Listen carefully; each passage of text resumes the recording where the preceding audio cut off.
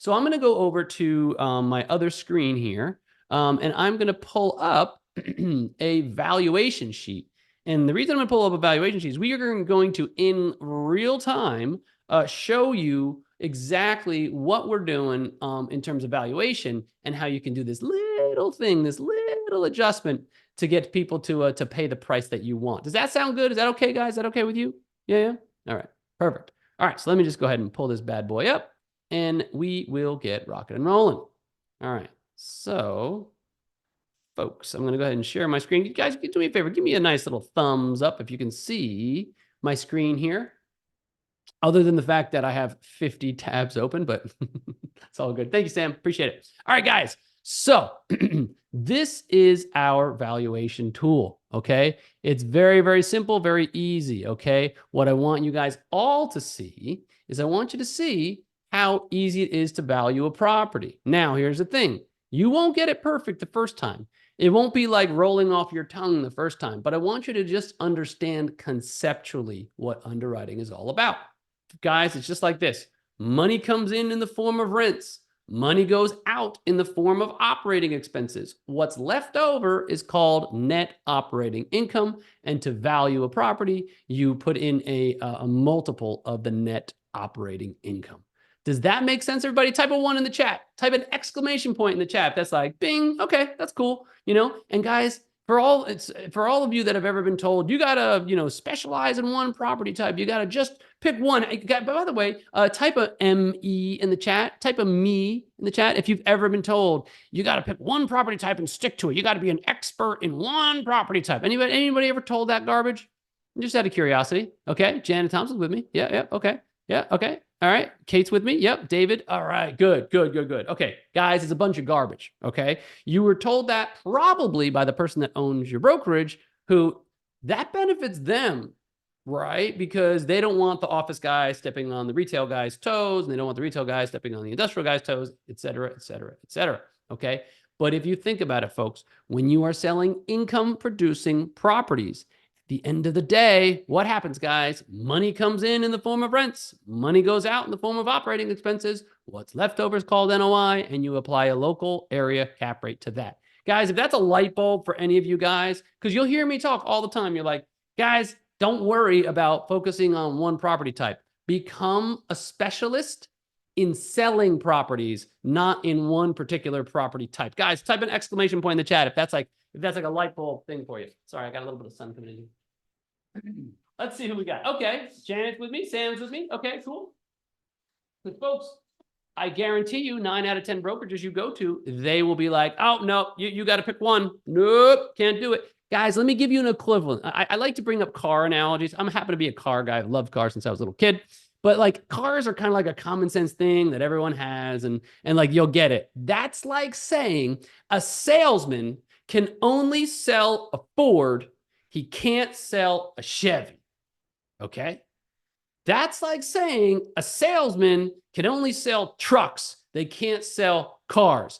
Guys, type LOCO. Type loco if you know that's absolutely crazy. It's a bunch of BS, right? Does that make any sense whatsoever? So long as you, A, know how to sell, B, know the rules and laws around what's lawful to do in the sale of a car, and you know the paperwork, it doesn't matter what the underlying asset is, does it, guys? I see Pollo Loco.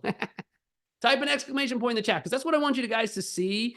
I want you guys to understand how a lot of the myths that you hear in your office and are just drilled in your head, and you probably, just like I did when I was a rookie agent, right? You probably just assume that they're correct. Like, oh yeah, that's everyone else does it. It must be the way it is. No, I'm calling BS. All right, it's a bunch of bullshit. All right, because money comes in. You're going to hear me say this a million times. Money comes in the form of rent. Money goes out in the form of operating expenses. What's left over is called NOI, or net operating income. You apply a local area cap rate to that net operating income, and you have the value of the building. Everybody cool? Cool in the gang. All right, so let's go ahead, guys. Let me show you how to fill this bad boy out. Let's do it. So what do we got here, guys? We have this happens to be a 6-unit, multifamily property. 3 1-bedrooms, 3 2-bedrooms. All right. So let's go around here, guys. Type in the chat. What does what do you guys have? Do me a favor. In your market, type in what a one bedroom apartment goes for in your market. Okay, sorry, I meant for rents. This is for rentals. There we go. Okay, Riki's 1,300. Beautiful. Boom. Okay, let's go here. Sweet. All right. Sam, 2,500. Boom. Love it. Okay, who else? Perry says 1,800. Boom. Love it. All right, cool. Now, folks, do me a favor. Thank you for putting that in. Go ahead and type in the chat what a 2-bedroom apartment would go for, because we have 3 of those. Okay. Do you guys see my screen, by the way? Do you see like this under this spreadsheet here? Yes? Give me somebody give a thumbs up. Okay. Because someone said that they didn't see it. Okay. All right, cool. All right. So you guys see me filling out the gold boxes? Give me an okay if you see me filling out the gold boxes. Yeah? Okay. Perfect. Thank you. Thank you. All right. Okay. So here we go. So Perry said 2,400. Yep. Alex said 2,200. Hope you feel better, Alex. All right. What else we got? We got Patricia says it's 2,500. Cool. Guys, this is underwriting. All you're doing is putting in the information into the sheet. What it does for you is it tallies it up. This is $12,700 money coming in the form of rents on a monthly basis, and this annualizes it. Guys, does this make sense for everybody? Type a 1 in the chat so far, if that makes sense. Easy peasy, lemon squeezy. Booyah. Okay, cool. Good. You guys are all with me. Okay, that's the easy part. All right. Next up, we're just this building happens to be full, so we're just going to leave the square footage alone. Okay. But what do you notice, guys? 152,400, 152,400. It automatically populates it for you. Sweet. Now remember this, folks.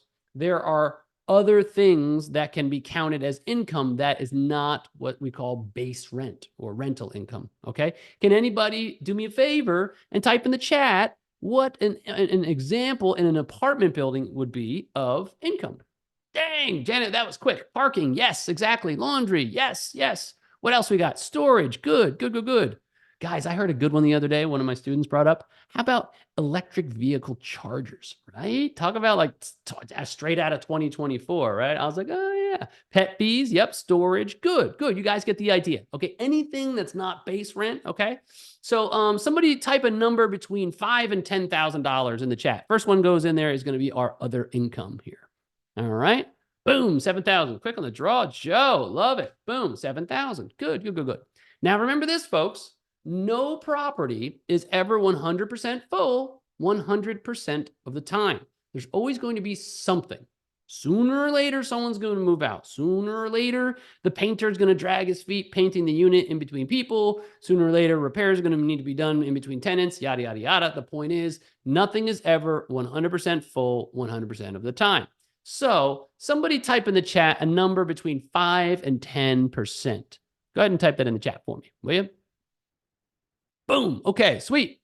Mariki says 8%. Good. We're going to type in 8.0. By the way, guys, the gold boxes, I created this sheet, so all you have to do is type in the shaded boxes so you don't go messing up the formulas. All right? So look at this.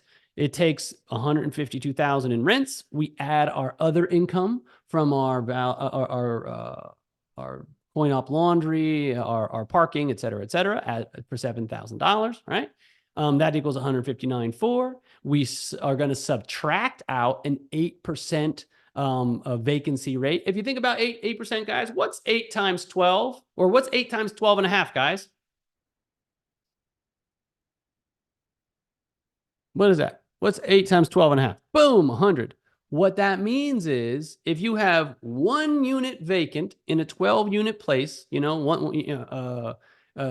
you have 1 month vacant per year, that's an 8%. Okay. So in this case, in a 6-unit building, that means you would have 2 months of vacancy in one of the units, right? That's pretty reasonable, right? Do you guys see how I came up with that, right? 8% is 1/12 with me. Okay. Because there's 12 and a half times 8. Okay. So my point is, or if you type 1 divided by 12, it's going to be 8.5. So it's basically 1 month.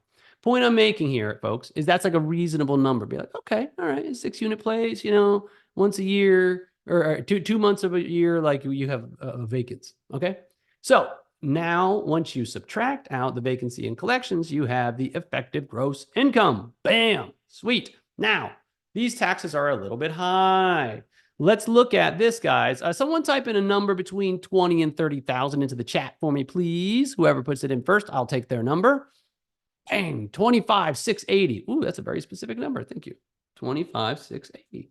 Okay, boom, we type it in there. Okay, cool. Now, insurance. Someone do me a favor and type a number between 15 and 20,000 in here for me. All right. Okay. Marike's got 25,000. Boom, type that in there. Good, good, good, good. Okay, cool. Good stuff, guys. All right, management. There's no management fee in here currently. Someone type a number between 5 and 10% for management, please. Let's see what we got here. Boom. Thank you, Heather. You guys are quick today. I'm loving it. Bang. All right, look at this. 8% management fee, right? Someone's got to go around. Someone's got to make sure that the place gets leased up. Someone's got to go around and pick up the checks. Someone's got to coordinate contractors. If it's not going to be the owner of the property, someone's got to do it. All right. And that costs somewhere between 5 and 10%, depending on the difficulty and a bunch of other factors. Okay. So now that we got this going, let's talk about water. All right. Let's say that there's a water spigot outside, and how much does it cost per month? Someone give me a number between $50 and $100. Type of that in the chat for me. All right.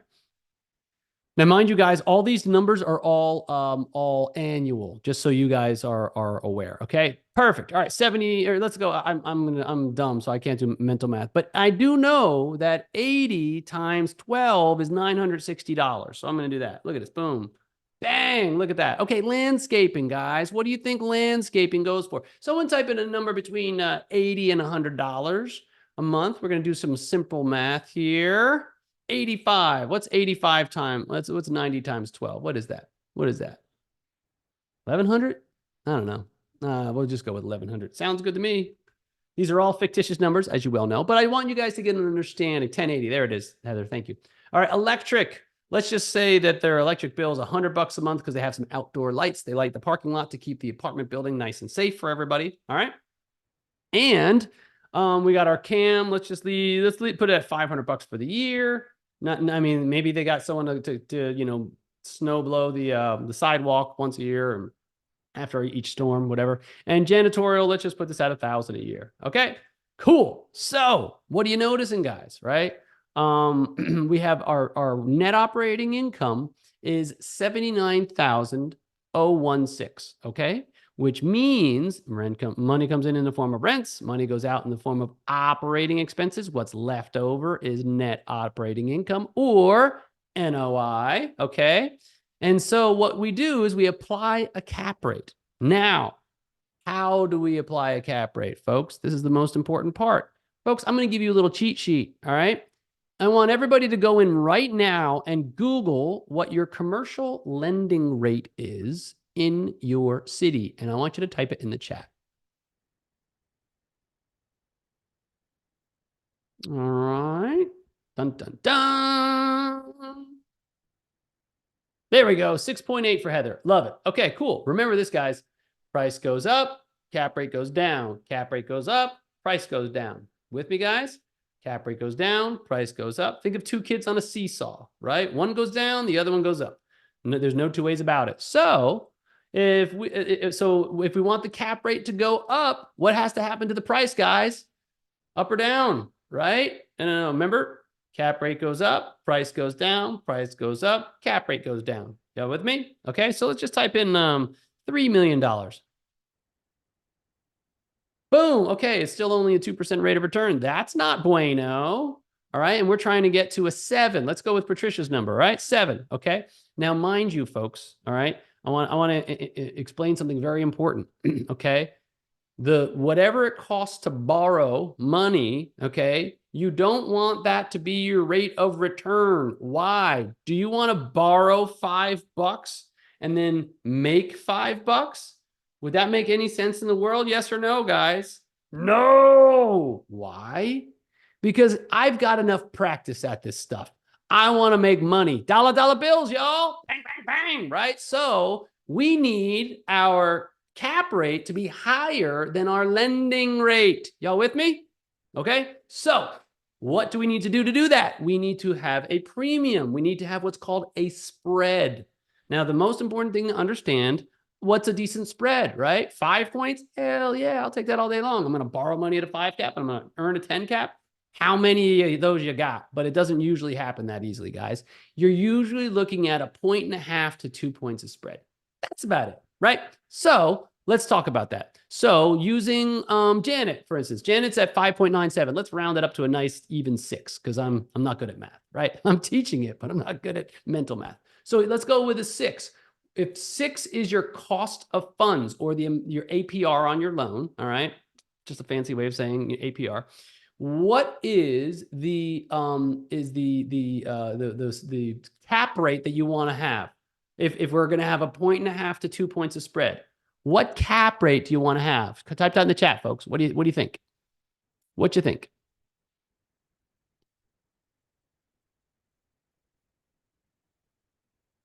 Close. Okay. If 6 is the cost of funds, what do we want? We want 1.5 to 2 points of spread. Boom! Joe with a 7.5. Yes, that's the lowest we want to consider. Why? What that spread, okay, what that means is that is your margin of safety. That's your buffer, okay? Can anyone tell me what would lower the cap rate in terms of like what you're earning because let's say a tenant moves out, that's going to affect your NOI, right? It's going to mess up your cap rate, isn't it?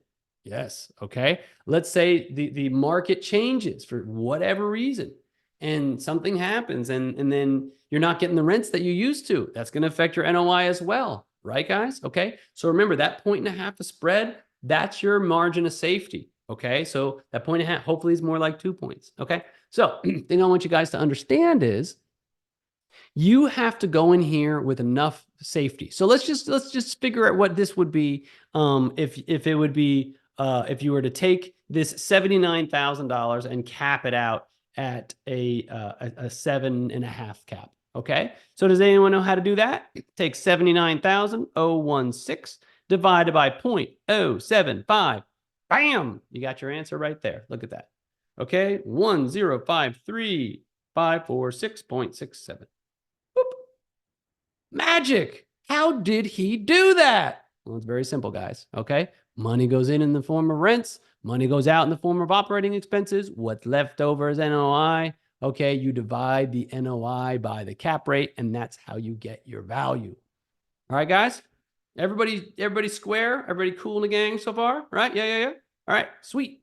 So now we're going to get to the point of tonight's conversation.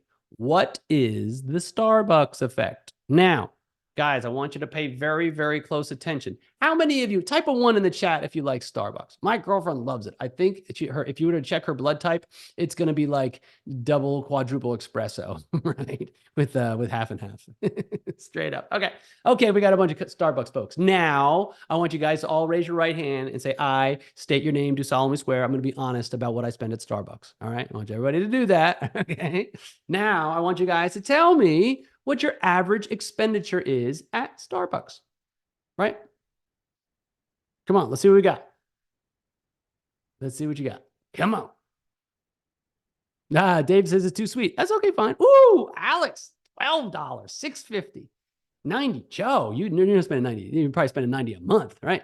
100 a month, $6, 18 per week. Okay, cool. I'm seeing it all over the place. But let's just say it's $5 a day. Is that fair, guys? 5, maybe it's not every day, but it's like, 4 or 5 times a week. All right, let's just say it's $20. It's $5 a day. $5 a day times 30 days in the month. Okay, you're looking at $150 a month. We all agreed on that. Okay, so what would happen if we applied the Starbucks effect? So the way you frame it is this. Mr. Buyer, okay, we have this thing in commercial brokerage called the Starbucks effect. What does that mean? Well, do you like Starbucks? Yeah, great coffee, right? Yeah, I love that. Me some dark roast, okay? But what if you were just to increase your tenant's rent just what you spend in coffee a day? You think that's going to drive them into the poorhouse, or like most people could figure out a way, right? For those of you that smoke, you know exactly what I'm talking about. With $10 a pack, right? Like you find a way to you'll figure out a way. You won't be in the gutter, okay? So the point is, right? This 1,300 now I want everybody to write this number down. 152,400. Okay. Cool. So, all right, I'm just going to type it in this box in here. 152, 9. I'm sorry, 400. Okay, we're going to get back to that in a sec. So check it out, guys. We're going to increase everybody's rent $150. So 1,300 goes to 1,450. 2,500 goes to 2,650. Okay, 1,800 goes to 1,950. Okay, 2,400 goes to 2,550. 2,200 goes to 2,350. And 2,500 goes to 2,650. All right, you see that, guys? $150 a month, $5 a day. Nothing really, really crazy. Okay, and I promise you, if it's not Starbucks, everyone here has a vice. Some like to go to the vending machine. Some like their flaming hot Doritos or whatever, your Cheetos, whatever. You know, we all have something. Okay. Yeah. So what I was saying, Elena, okay, is $5 a day. If you just increase everybody by $5 a day, why do you increase? Because you're trying to increase the value of the property. All right. And when a new investor buys a property, okay, they want to increase the value of they want to increase the rents so that they can increase the value of the property. Well, what I'm about to show you is how you can increase the value of the property and the effect that the Starbucks, what I call the Starbucks effect, can have. Just something modest as $5 a day. All right, guys. So check it out. So instead of our 152,400, we've now got 163,200. Wow, that's a lot. Okay. So what I'm going to do here, guys, I'm just going to type in here 152,400. Okay. And over here, I'm going to make it 163,200. Okay. Bam, just like that. So what I want you guys to see is check this out, guys. This is really cool. This is where all the fun happens. Okay. But I'm going to show you is we're going to make both columns, everything identical with the exception of the rent. By the way, folks, for those of you just getting on, please get here at the same time. Be courteous like everyone else, because I'm having to let people in over and over and over again while I'm trying to show you how to do this. So please be courteous to others, okay? So 8% is the vacancy collections. Bam, look at this, okay? Now, real estate taxes, we're going to make the real estate taxes the exact same way. Boom, there we go. Insurance is going to be 25,000. Right? Easy peasy, lemon squeezy. We don't have any repairs in here, so let's just going to put 0.0 because we already took care of it all down in the CAM. All right, guys, we're going to make this 8%, right? Boom, boom, boom. Okay. And you know what I'll do? I'll just type this in for 12,752. Okay, cool. We're going to make this 960. Okay, we're going to make this 1,100. We're going to make this 1,200. We'll make this 500. We're going to make this 1,000. Okay, and we are good. So you guys see this. Look, the expenses on this side are the exact same as the expenses on that side. Yes? Okay. So now what we're going to do is I'm going to make the price the same price, and we're going to show you what the difference in the cap rate is. So 1,053,547. Okay, bam. Look at this, guys. Look at the rate of return. Look at the cap rate, I should say. Okay. In this scenario, it's 7.5 cap, increasing 6 tenants, $5 a day. Okay. It made it an 8.44 cap, right? So you're probably saying, great, Chris, like, who cares? Big whoop. What does that even mean? I'm about to show you. What did I say before, guys? When cap rate goes down, price goes up, right, folks? Okay. And when price goes up, cap rate goes down. All right, just remember, 2 kids on a seesaw. So let's check out what that actually means. All right, so what we're going to do, guys, we want this cap rate to go down. What does that mean? The price has to do what? Type it in the chat. There we go. Yes, Heather, you are on it, on it, on it. So check it out. Whoops, there we go. Look at that. Okay, we want this cap rate to go up. Price got to come down just a little bit. No, 1, I don't know, 80. Pretty darn close. 1185. Pretty close. All right, guys. Now look at this. This is what I wanted to express to you. Now, mind you, folks, this is on a 6-unit property. This is nothing. This is teeny tiny, itsy bitsy. Okay. But I want to show you something. We're going to go into here equals this minus this. Folks, this right here, write it down. No one's going to teach you this stuff anywhere else, okay? This is the result of the Starbucks effect, okay? This is what I want you to understand. 6-unit property, $5 a day increase in year one. Look at what you just did, guys. $131,000 increase in value. So when you were asking before, Elena, right? Like why would you increase it? Because if let's say that the seller wants to sell the following year, look at that. They made like 13% increase. You with me, guys? Right? Super important. Does anybody like light bulb? Like the first time I did this, I'm like, no. That math can't be right. Let me just, and sure enough. All right. Any light bulb, anybody? Type an exclamation point in the chat if that's a light bulb for any of you guys. Right? Yeah. Joe's with me. Sam's with me. Yeah. Okay, guys. All right.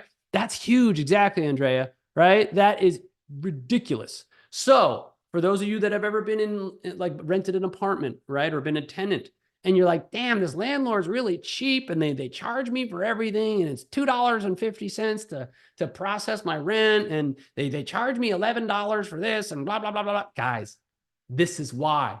Does this now make sense? Type Eureka in the chat if you're like, oh, now I get why. Okay. Because smart landlords know how to do this. Folks, for those of you that are planning to be investors someday, which I plan on every single one of you becoming investors. Because by the way, after we teach you how to become a listing agent, we teach you how to become an investor. More on that later, right? But this is how you make large sums of money. Here's the thing, guys, okay? Imagine, for argument's sake, this wasn't $1 million property. Imagine this was a $5 million property. Instead of increasing it, right, by 131,000, okay? Guess what, folks? We would have just increased it by 650,000. And that's how real money is made in this business, guys. Let's say it was a $10 million property. I just showed you how to make $1.3 million with $5 a day. With me, guys? Okay. So I want you to start understanding, like, this is the big picture. This is the end of the game. So like, it's great to learn how to take listings. It's very important to learn how to value properties. But for any of you like out there that want to one day own real estate, this is how you make major money.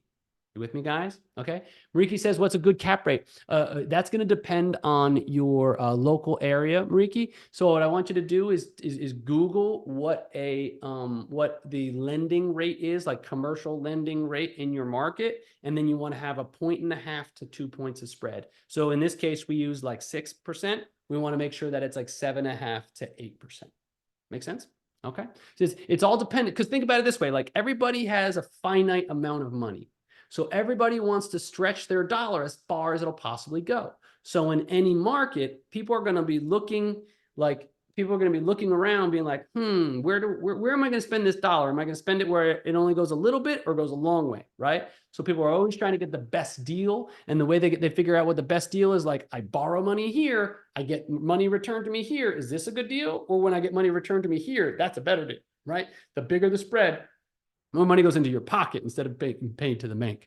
Make sense, folks? Okay. So that, my friends, in a nutshell, is the Starbucks effect. Okay. So what I want you guys to walk away with this from, okay, you're probably saying, okay, great. This is cool to know. How do I apply it? Easy peasy lemon squeezy, right? If you are working with a buyer and you can't get them over that hump, okay, what you say is, Mr. Smith, have you ever heard of the Starbucks effect? No, I haven't. Aha.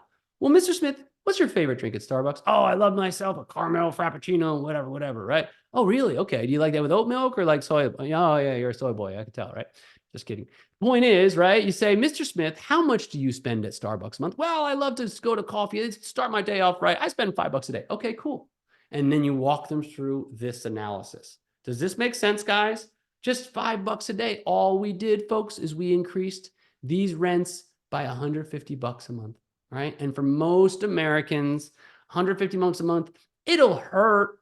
They might feel it, maybe, Well, that's what most people are spending at the gym these days, guys. That's what most people are spending on online shopping. That's what most people are spending on cigarettes or vapes or whatever. Okay, guys? Like, so, a night out at Chili's twice a month is $150 a month. It's, you know what I mean? For a couple. It's not a huge sum of money these days. So, point I want to get to, folks, is this is how you show buyers what they should be willing to pay for the property. Why? Because Mr. Smith, if I could show you how to earn, how this property will be worth $131,000 more this time next year, is that something you'd be willing to buy to get them over that hump of paying that extra 5 or 10 or 20,000? You with me, guys? So when your negotiation gets down to that last little bit, you pull out the Starbucks effect. You guys can thank me later. It's okay. Like my birthday's in December, so you can send me birthday presents for all you want, right? Oh, look at this. Brian Harris from New York. Love it. Brian says the program's worth it. I just got a $5 million listing. Drop the mic. That's it. I'm out, right? Guys, round of applause for Brian. Brian kicks ass. He's not afraid to talk to anybody. He's not afraid to pick up the phone and do what's necessary, and he's in one of the most competitive markets in the country. Shout out, Brian. Good dude. Good dude. But seriously, folks, if you want to make this your best year yet, come check out what we're doing, right? Because we are able to turn agents into listing agents in a short period of time. Take care, guys. Go use the Starbucks effect, all right? Everybody go out and use it this week. It does no good to learn this stuff unless you apply it. So make sure you're applying this stuff. Talk to you soon, folks. Bye-bye.